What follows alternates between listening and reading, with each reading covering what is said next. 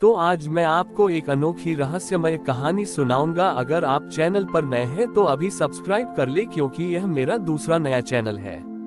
तथा कहानी पूरा देखे, अंत में एक अनोखा रहस्य छुपा है। धन्यवाद। तो सुनिए। बहुत समय पहले की बात है। विंध्याचल की पहाड़ियों के बीच छायाग्राम नाम का एक छोटा सा गांव था। उस गांव की एक विचित्र बात थी। वहां सूर्य की किरणें बहुत कम समय के लिए पहुंचती थीं, जिससे वहां हमेशा धुंध और अंधेरा छाया रहता था। वहां शंभू नाम का एक बूढ़ा मूर्तिकार रहता था, जिसका कोई परिवार नहीं था। शंभू का जीवन एक ही लक्ष्य पर टिका था, महादेव की एक ऐसी प्रतिमा बनाना जिसमें प्रकाश का वास हो। शंभू अंधेरे में ही पत्थर तराशता था। गांव वाले उसे पागल समझते थे, क्योंकि वह एक ऐसी गुफा के भीतर बैठा रहता था जहां हाथ को हाथ नहीं सूझता था। लोग पूछते, शंभू, जब तुझे कुछ दिखता ही नहीं तो तू मूर्ति क्या बनाएगा? शंभू बस मुस्कुराकर कहता, देखने के लिए आंखों की नहीं, उस ज्योति की जरूरत है जो महादेव ने सबके भीतर जला रखी है। एक बार गांव में एक भयानक महामारी फैली। औषधियां काम नहीं कर रही थी और चारों ओर निराशा का अंधेरा छा गया। गांव के लोग डर गए कि शायद महादेव उनसे रुष्ट हैं। उसी समय शंभू की गुफा से एक मधुर टंकार सुनाई दी, टक टक टक। शंभू ने अपनी मूर्ति पूरी कर ली थी। उसने गांव वालों को गुफा के भीतर बुलाया। जब सब अंदर पहुंचे तो वहां घोर अंधेरा था। तभी शंभू ने एक छोटा सा दीपक जलाया। जैसे ही दीपक की लौ उस मूर्ति पर पड़ी, पूरा गुफा मार्ग एक अद्भुत नीली रोशनी से जगमगा उठा। वह मूर्ति किसी साधारण पत्थर की नहीं थी, बल्कि शंभू ने बरसों की मेहनत से ऐसे स्फटिक क्रिस्टल के टुकड़ों को जोड़ा था जो अंधेरे में प्रकाश को सोखते और परावर्तित करते थे। परंतु असली चमत्कार तब हुआ जब उस मूर्ति के कंठ से नीली आभा फूटने लगी। वह आभा इतनी शक्तिशाली थी कि जिन रोगियों ने उसे देखा, उनके मन का भय और शरीर का रोग शांत होने लगा। शंभू ने महादेव को नीलकंठ के उस रूप में गढ़ा था जहां वे विष पीकर संसार को अमृत देते हैं। गांव के जमींदार ने लालच में आकर कहा, शंभू, ये जादुई मूर्ति मुझे दे दो, मैं इसे अपने महल में रखूंगा और बदले में तुम्हें स्वर्ण दूंगा।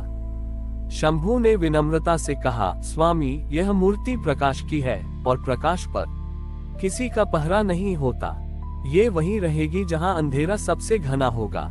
उसी रात जमींदार ने मूर्ति चुराने के लिए अपने सैनिक भेजे, लेकिन जैसे ही सैनिकों ने मूर्ति को छुआ, वह मूर्ति साधारण पत्थर में बदल गई। वे उसे उठा भी नहीं पाए। जैसे ही वे खाली हाथ लौटे, शंभू वहां आया और उसने केवल मूर्ति को प्रणाम किया। वह फिर से दिव्य प्रकाश से चमकने लगी। महादेव ने उस दिन ये सिद्ध किया कि शिव कोई वस्तु नहीं है जिसे छीनकर तिजोरी में रखा जा सके। वे तो वह चेतना है जो केवल त्याग और श्रद्धा के प्रकाश में ही दिखाई देती है। शंभू ने अपनी मूर्ति के जरिए गांव को सिखाया कि जब बाहर अंधेरा हो तो अपने भीतर के शिव को जगाना ही एक मात्र रास्ता है। उस दिन से छायाग्राम का नाम ज्योतिग्राम पड़ गया। शंभू की उस दिव्य स्फटिक प्रतिमा ने ज्योतिग्राम को एक तीर्थ बना दिया था, लेकिन महादेव की लीला अभी एक और कठिन परीक्षा लेने वाली थी। कुछ समय बाद उस क्षेत्र में एक ऐसा राजा आया जिसने सुना था कि शंभू की मूर्ति बिना किसी तेल या बाती के प्रकाश देती है। वह राजा विज्ञान और तर्क का बहुत बड़ा पक्षधर था, लेकिन उसके मन में श्रद्धा का अभाव था। उसने आदेश दिया कि उस मूर्ति को गुफा से निकालकर खुले मैदान में सूरज की तपिश के नीचे रखा जाए। उसका तर्क था, यदि यह मूर्ति वास्तव में दिव्य है तो इसे बाहरी वातावरण से कोई फर्क नहीं पड़ना चाहिए। गांव वाले डरे हुए थे। शंभू ने शांत भाव से मूर्ति को बाहर ले जाने दिया। जैसे ही दोपहर की प्रखर धूप उस स्फटिक की प्रतिमा पर पड़ी, एक अनहोनी घट गई। प्रकाश देने के बजाय वह मूर्ति धीरे धीरे पिघलने लगी। वह पत्थर की तरह कठोर नहीं, बल्कि जम चुकी बर्फ की तरह बहने लगी। ये देख राजा हंसा और बोला, देखा, यह कोई चमत्कार नहीं, केवल प्रकृति का एक खेल था जो अब समाप्त हो रहा है। शंभू की आंखों में आंसू थे, पर वह विचलित नहीं हुआ। वह पिघलते हुए जल के पास बैठ गया और उसने अपनी हथेलियों में उस जल को भरकर आकाश की ओर देखा। उसने कहा, प्रभु, आपने प्रकाश बनकर अंधेरा दूर किया, अब आप जल बनकर प्यास बुझाए। जैसे ही वह मूर्ति पूरी तरह पिघलकर जल में बदली, उस स्थान की धरती फट गई और वहां से एक शीतल जल का सोता फूट पड़ा।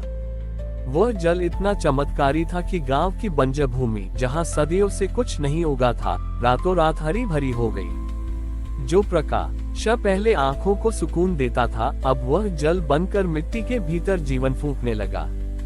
राजा ये देखकर दंग रह गया कि जिस मूर्ति को उसने नष्ट होते देखा था, उसने एक विशाल नदी का रूप ले लिया था।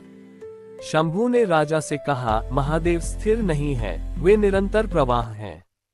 वे कभी प्रकाश बनकर मार्ग दिखाते हैं, तो कभी जल बनकर जग बड़ी वन देते हैं। जब आपने उन्हें एक रूप में बांधना चाहा, तो उन्होंने अपना रूप बदल लिया। राजा को अपनी भूल का एहसास हुआ।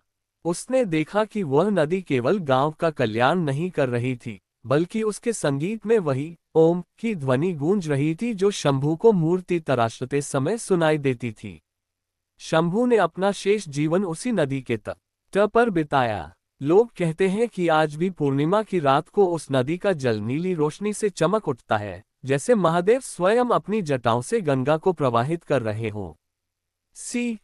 ईश्वर को किसी एक आकार या स्थान में सीमित नहीं किया जा सकता। वे अपनी करुणा दिखाने के लिए रूप बदलते रहते हैं। हमारी और भी आध्यात्मिक एवं अनोखी कहानियां देखने के लिए हमारे चैनल पर जाएं तथा धार्मिक एवं पौराणिक अनोखी कहानियां हमारे चैनल पर है। कृपया जाके देखें तथा हमारे चैनल को सब्सक्राइब करके रखें और वीडियो लाइक जरूर करें। धन्यवाद।